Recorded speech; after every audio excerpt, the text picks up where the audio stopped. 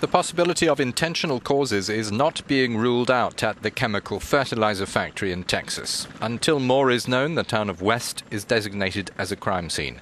In view of the national mood, there is some unofficial reviewing going on of sinister connections with the past. The explosion came 2 days before the 20th anniversary of a fire in nearby Waco that engulfed a compound inhabited by the Branch Davidian sect. This ended a siege by federal agents. The Alcohol, Tobacco and Firearms Bureau had attempted to execute a search warrant at a ranch.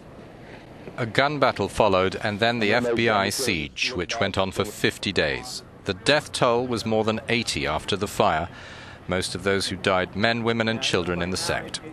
April 19th was also the date in 1995 of a truck bomb attack that claimed 168 lives at a U.S. government office complex in Oklahoma City. That was the deadliest act of domestic terrorism in American history. More than 600 people were injured. The main author of the crime, Timothy McVeigh, said the Waco deaths were one reason he did it. McVeigh was executed in June 2001.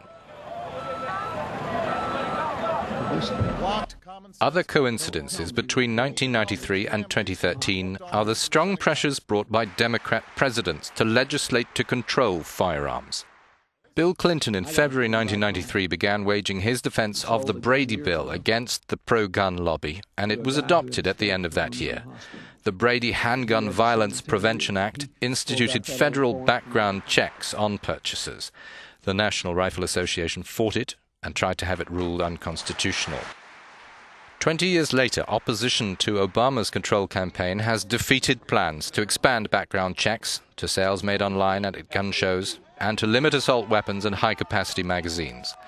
The revived debate had followed the massacre by a gunman in December in Newtown, Connecticut, of 20 children and 6 adults. This was a pretty shameful day for Washington.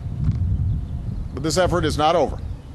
I want to make it clear to the American people, we can still bring about meaningful changes that reduce gun violence.